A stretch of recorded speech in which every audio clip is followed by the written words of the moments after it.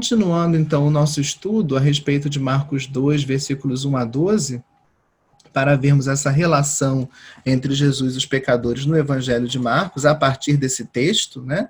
Não estamos esgotando todo o assunto, mas a partir desse texto, que pode nos mostrar que o centro da missão de Jesus está em perdoar pecados, nós vamos agora comentar a segunda parte do texto, que são os versículos 6 a 12. A segunda parte desse texto, os versículos 6 a 12. Só trazendo aqui de volta o esquema que nós apresentamos no início, da estrutura, nós temos nessa parte do texto, primeiro, nos versículos 6 a 7, o pensamento dos escribas. A perícope traz o verbo dialogizomai. Eles estão dentro do seu coração, depois da palavra de Jesus, pensando que aquele é um gesto blasfemo. Eles estão meditando dentro deles mesmos, eles não expressam esse pensamento, né? Mas estão lá dentro do seu coração cogitando. Como que ele pode dizer tal coisa? Ele blasfema, porque só Deus pode perdoar pecados. Nos versículos 8 e 9, Jesus deflagra os pensamentos deles. Imediatamente, Jesus percebeu em seu espírito o que eles, os escribas, refletiam em seu íntimo. Aí nós temos no centro dessa parte o versículo 10a, né? Para que saibais que o Filho do Homem tem poder de perdoar pecados, porque tudo que virá depois está em função desse 10a. O milagre que Jesus vai realizar tem como primeira finalidade mostrar que o Filho do Homem, ele mesmo, o Cristo, tem poder de perdoar pecados. E aí nós temos do 10b até o final do versículo 11 a palavra de Jesus ao paralítico, né? 10b disse ao paralítico, aí vem a ordem de Jesus para que ele se levante, tome o seu leito e vá para casa.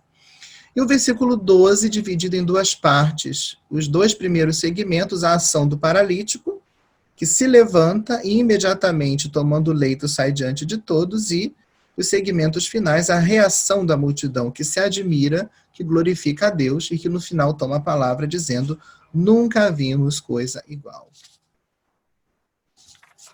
Vamos ver primeiro os versículos 6 e 7, o pensamento dos escribas. Os escribas duvidam, mas não dizem nada, o fazem apenas em seu coração. É o verbo grego dialogizomai. Esse verbo aparece aqui com uma acepção negativa, porque eles estão pensando mal de Jesus no seu coração. Mas esse verbo aparece também numa acepção positiva, lá no relato da infância de Jesus, Lucas 1, 29. Quando Maria ouve a saudação do anjo, alegra-te, cheia de graça, o Senhor está contigo. O evangelista diz que Maria ficou intrigada com a palavra do anjo e pôs-se a pensar, dialogizomai, a meditar no seu coração qual seria o significado da saudação, né? A considerar qual seria o significado da saudação. Aqui em Marcos, para deixar bem claro que é uma cogitação em nível interno, o autor sagrado utiliza a expressão em seus corações, né? Versículo 6. Em tais cardias auton, e refletiam em seus corações, para deixar bem claro que eles não expressam, não verbalizam, mas é internamente que eles manifestam o seu juízo a respeito de Jesus, considerando que o seu gesto é um gesto blasfemo, né? Como ele pode perdoar os pecados, se só Deus pode perdoar pecados. O verbo pode significar considerar, e a sentença demonstra o aspecto do seu juízo acerca de Jesus. Eles afirmam que ele blasfema, e sua afirmação baseia-se sobre a crença comum no Antigo Testamento de que só Deus pode perdoar pecados. Versículo 7c. Quem tem poder para perdoar pecados, senão Deus? Então, a afirmação deles, a acusação de blasfêmia, baseia-se sobre a crença comum no Antigo Testamento de que só Deus pode perdoar pecados. Eles não chegaram ainda a compreender o núcleo aqui da revelação de que, de fato, Jesus é mesmo o Filho de Deus, por isso ele tem poder de perdoar pecados. Algumas passagens da Escritura fazem essa afirmação de que Deus é aquele que perdoa pecados, só Deus. Nem mesmo o Messias podia perdoar pecados. Nem mesmo na literatura intertestamentária, a figura do Messias que aparece, chamamos de literatura intertestamentária, aqueles textos que surgem entre o Antigo e o Novo Testamento, às vezes até concomitantes à composição de algum texto do Antigo ou do Novo Testamento, mas que não entraram no cano das Escrituras, nem mesmo ali onde aparece mais de uma compreensão acerca da figura do Messias, nem mesmo o Messias podia perdoar pecados. Isso só Deus pode realizar. Por isso que essa palavra de Jesus, esse gesto, desperta tanta atenção, inclusive a acusação de blasfêmia. Vamos ver alguns textos que afirmam esse poder de Deus de perdoar pecados. Isaías 43, 25, por exemplo. Eu sou o que apaga as tuas transgressões por amor de mim, e já não me lembro dos teus pecados. Eu sou o que apaga as tuas transgressões por amor de mim, e já não me lembro dos teus pecados. Ainda Isaías 44, versículo 22. Dissipei, eu, Adonai, dissipei as tuas transgressões como névoa, e os teus pecados como nuvem. Volta-te para mim, porque te redimi. Volta-te para mim, porque te redimi. E o Salmo 50, 51, né? Os Miserere, Salmo 50, 51. No versículo 5, onde o salmista suplica a Deus que perdoe os seus pecados.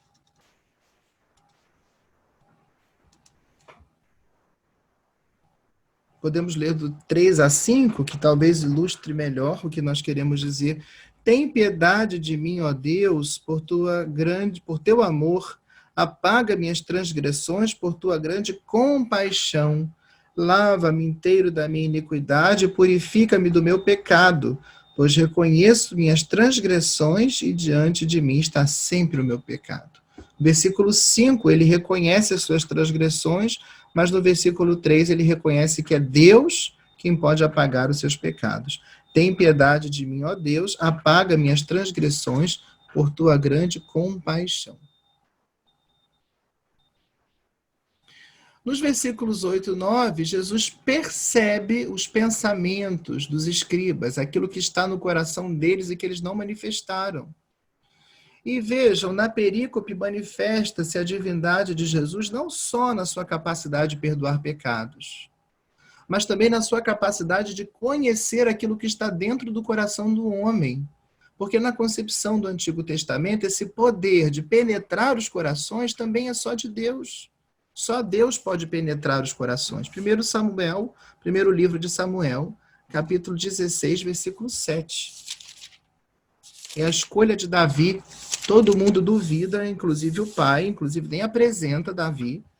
E depois que Samuel vê que não é nenhum daqueles que Jessé lhe apresentou, ele vai ficar intrigado e, por fim, Jessé vai trazer o outro filho que ele tem, que é Davi, né? Logo no início da perícope, quando Josué vê Eliabe,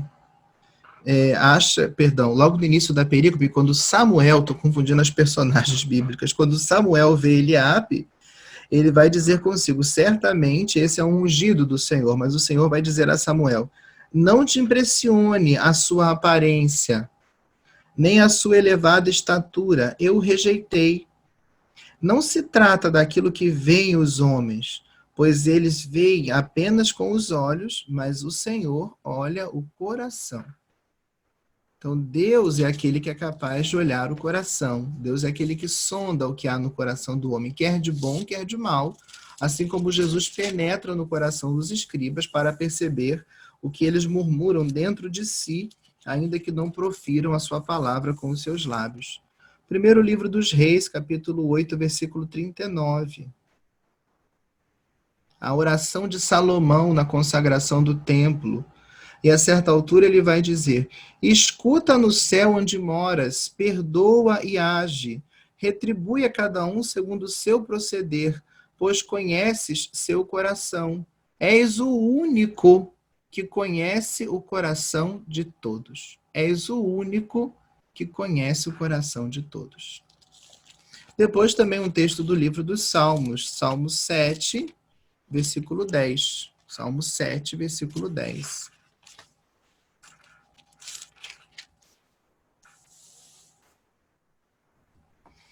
Põe fim à maldade dos ímpios e confirma o justo, pois tu sondas os corações e os rins, Deus justo.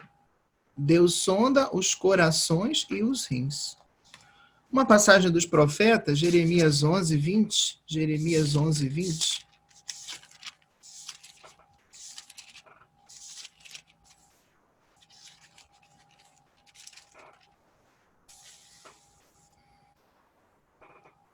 Senhor dos exércitos, que julgas com justiça, que perscrutas os rins e o coração, verei tua vingança contra eles, porque a ti expus a minha causa. Deus perscruta os rins e o coração. E uma passagem dos Sapienciais, Eclesiástico 42, 18. Eclesiástico 42, 18.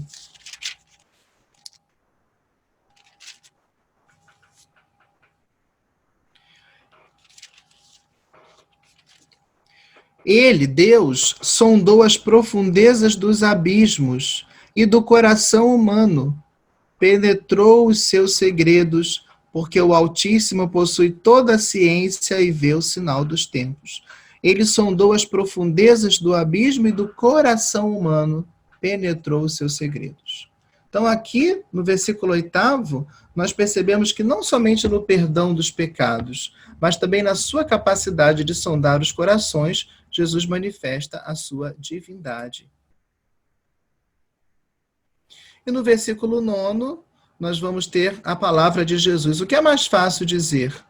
Levanta-te, toma o teu leito e anda, ou os teus pecados estão perdoados. Por isso que nós dizíamos no início que Jesus realiza primeiro o mais difícil, o perdão dos pecados, aquilo que só Deus pode realizar, e ele realiza porque é de fato o Filho de Deus, e depois o mais fácil, que é a cura do paralítico.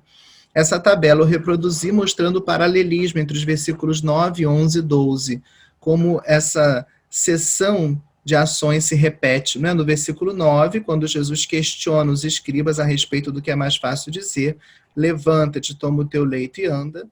No versículo 11, quando Jesus de fato vai dizer ao homem, levanta-te, toma o teu leito e vai para a tua casa. E no versículo 12, quando Jesus obedece ao homem, dizendo, o texto diz que o homem levantou-se, tomou o seu leito e saiu diante de todos. Aqui no versículo 10a, nós temos o logion, a palavra de Jesus a respeito do perdão dos pecados. Ela está no centro da perícope, se encontra também em Mateus 9, 6 e Lucas 5, 24. Mateus 9, 6, que é o paralelo da cura desse paralítico, nós encontramos lá também a palavra de Jesus.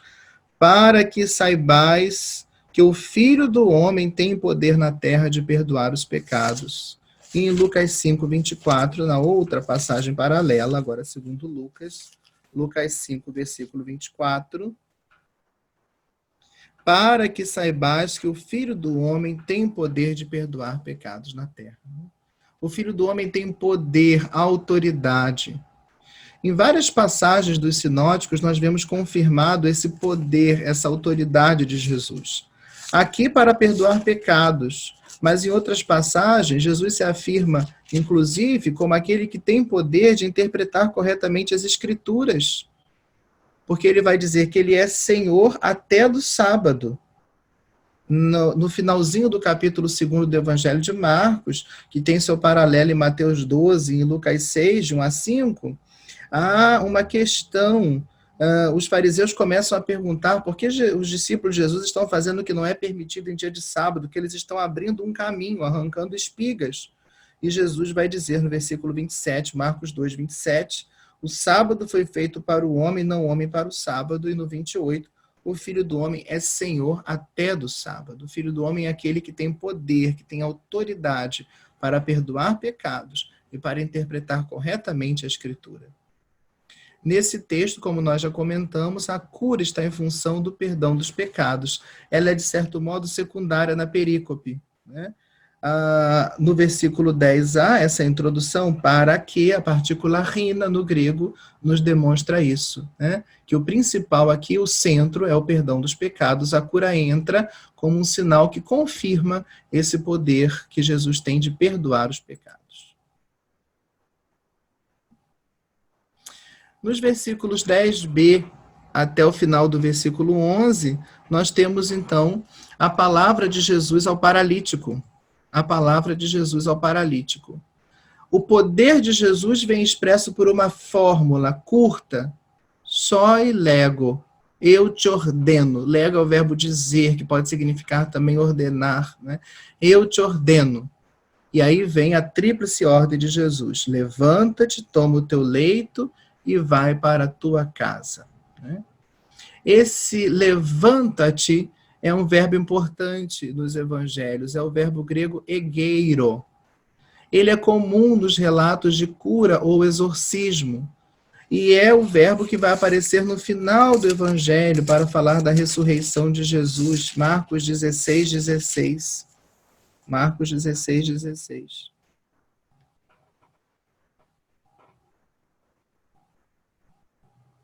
Marcos 16, 6, perdão. Marcos 16, 6, não é o 16, 16, 6. Ele, porém, lhes disse: não vos espanteis, procurai Jesus de Nazaré, o crucificado.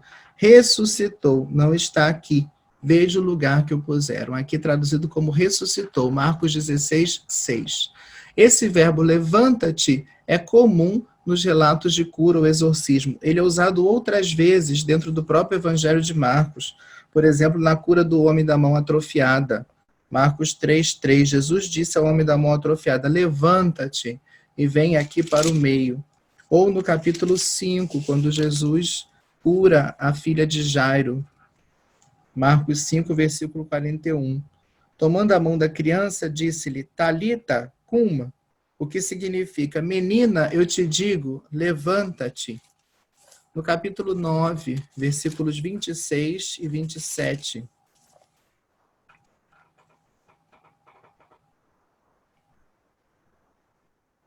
E gritando e agitando violentamente saiu, é uma cena de exorcismo. E o menino ficou como se estivesse morto, de modo que muitos diziam que ele morrera. Jesus, porém, tomando pela mão, ergueu e ele se levantou. Ainda no 10:49, em outras passagens, né? E por fim, 11c, toma o leito e vai para a tua casa, né? Sinal da cura que Jesus lhe havia concedido. O versículo 12, dividido em duas partes, encerra para nós a ação do paralítico e depois a reação da multidão. Nesse versículo 12, nós gostaríamos de ressaltar a imediatez do milagre, que vem confirmada pelo advérbio imediatamente, é o advérbio eutis no grego, imediatamente, que aparece duas vezes só na perícope, lá no início do versículo 8º e aqui no versículo 12b. No início do versículo 8º, disse assim: e imediatamente percebeu Jesus em seu espírito que refletiu em seu íntimo o que os escribas estavam pensando a respeito do seu gesto de perdoar pecados. E aqui no versículo 12b, depois que Jesus lhe ordena, ele levantou-se e imediatamente tomou leito e saiu diante de todos. Né? O poder da palavra de Jesus. Jesus diz, ele se levanta e imediatamente ele toma o leito. É a imediatez do milagre confirmada pelo uso desse advérbio. Né?